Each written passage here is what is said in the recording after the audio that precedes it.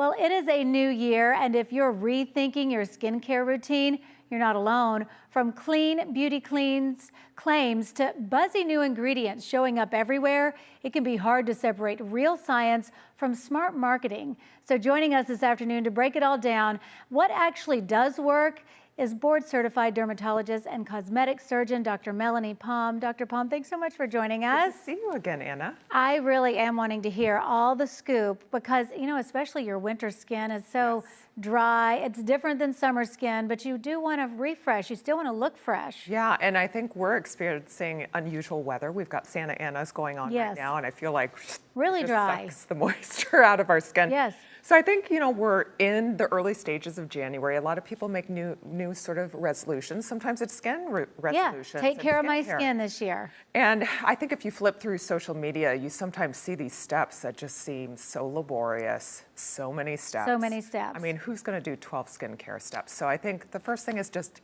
keep it easy and keep it simple. I like the KISS acronym, you know, keep it simple, stupid. Yeah, it's okay. So I think maintaining something you're actually going to maintain, because if you actually do a habit for 30 days, it starts to stick. If you do it for, you know, a period of months, it starts to get incorporated in your day-to-day and definitely is a part of your routine. If you're doing it for a couple of years, it can change your lifestyle. So we're in sunny California. The first foremost is going to sound really boring coming from a dermatologist, but it's selecting a good sunscreen. If you could choose one thing to put on your skin, that's what I'd have you do. Number two is using something at night like a retinoid or a retinoid alternative. So there's something called bakuchiol if you get too irritated, especially wintertime. I think it's a great thing that you can actually use. And if you're tolerating the melatonin or the bakuchiol product, as you transition into summertime, you actually may be able to tolerate the retinoid a little bit better because they work synergistically together. And then third is using some sort of antioxidant, alpha hydroxy acid, or something categorically like a growth factor or an exosome. I think that's a great way to just sort of globally treat the skin and help with environmental damage, and should take you 10 seconds in the morning and 10 seconds at night. I think starting simple with that and then making sure that you're tolerating those things over a 3 to 6 year period. And then if you want to dice into sort of a more involved routine, we can talk about doing that as a board certified dermatologist. Probably as you get older, you're like, yeah, fine, give me all the products. I'll put anything on. What foundationally do women in their 30s, 40s, 50s and up need to be doing every day? Does it change through those decades? Yeah, it does, because our skin and some of the tissues below are changing. So in our 20s, we're sometimes still dealing with adolescent acne. Often oil is an issue, particularly in sort of the T-zone. And I think just starting some good initial habits is really important. As we start to enter our third decade, in our 30s, we start to notice some changes in terms of sometimes some light lines forming just because of repetitive movement on our face. I think if we haven't been keeping up with sun protection, it starts to show. You start to see some early stages of photo damage. So that's when I think introducing something that's sort of anti-aging skin renewal in the face is really important. In our 40s, we're often perimenopausal, and there are hormonal changes that are happening in our skin and a lot of organs. So that is really important. Our skin can thin, the hydration level, our transepidermal water loss, so how much water is being lost off the surface of our skin, is really changed. So we want to support that. And sometimes it's not necessarily like topical estradiol has gotten a lot of press, and using that on the face, using estrogen creams on the face. Does that work? It can and it can't. I think I get patients asking about that, and I think jury's still out a little bit. In a couple of situations, I think it's been completely appropriate. But if you look at the literature, in photo-exposed areas, if you're just using an estradiol cream and you're not using something like a retinoid, it actually worsened some of the skin texture. So it's not a panacea, but sometimes it can be helpful. So I think it's a place-by-place, person-by-person discussion, and that it is an active area of research. So I think we will start to see skincare products that are better supporting perimenopausal skin. As we enter our 50s, some of the same challenges, increasing thinning of the skin. 60s and 70s, if we've been in San Diego, we even start to get something called senile purpura, which is like easy bruising, particularly on surface of sort of the backs of the forearms. Our skin thins, and because of the sun exposure, even our vessels are a little bit damaged. So they're very compromised and they can bruise easily.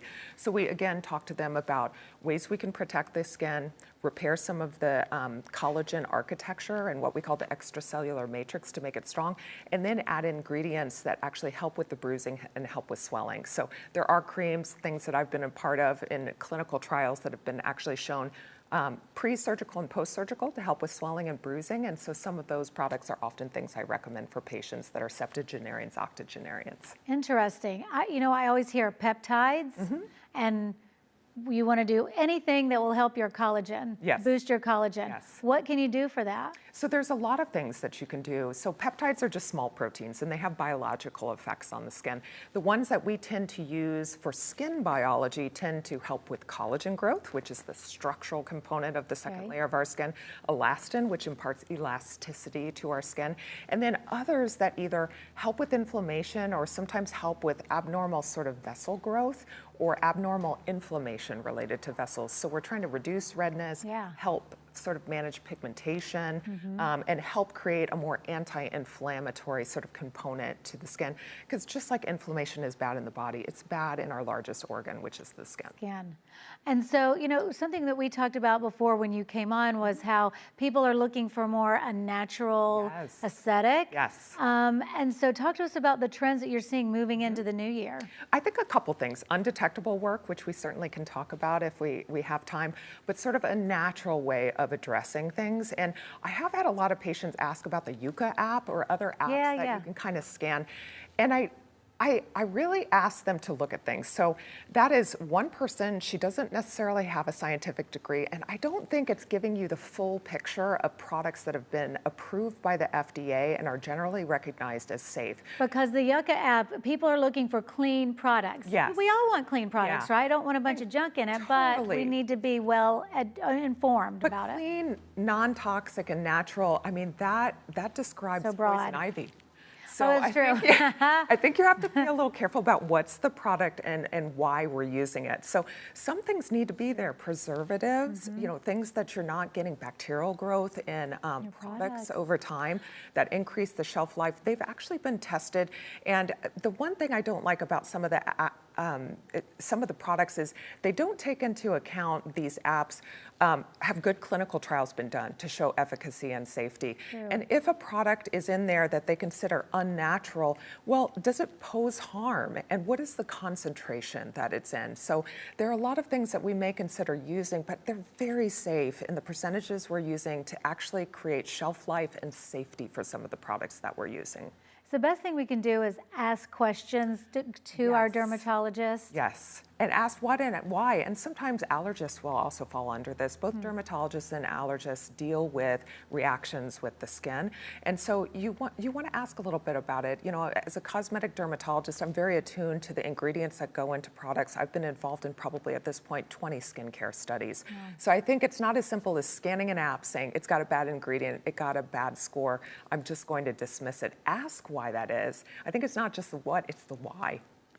And so what's a good question? If I'm going to go to my dermatologist next week, what kind of things should I be asking? If you've used one of those apps and something has come off as being not recommended, show it to the dermatologist, and we can scan through the ingredients and say, this might be why it said that, but here's the rationale of why and the percentage it's actually safe on your skin, it's been studied, or if something has been dismissed, I've seen products that have been around for 15 or 20 years that I know contain chemical sunscreens be A+ on some of these apps, and then zinc-based sunscreens get poor ratings. And so I think there's some inconsistency, and it's taking a narrow view of skincare products rather than casting broadly and looking at the larger body of scientific knowledge and what's been shown to be safe over decades.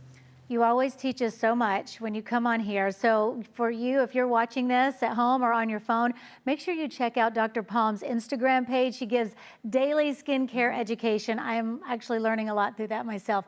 Dr. Melanie Palm on Instagram. Thanks so much for joining us. We appreciate you.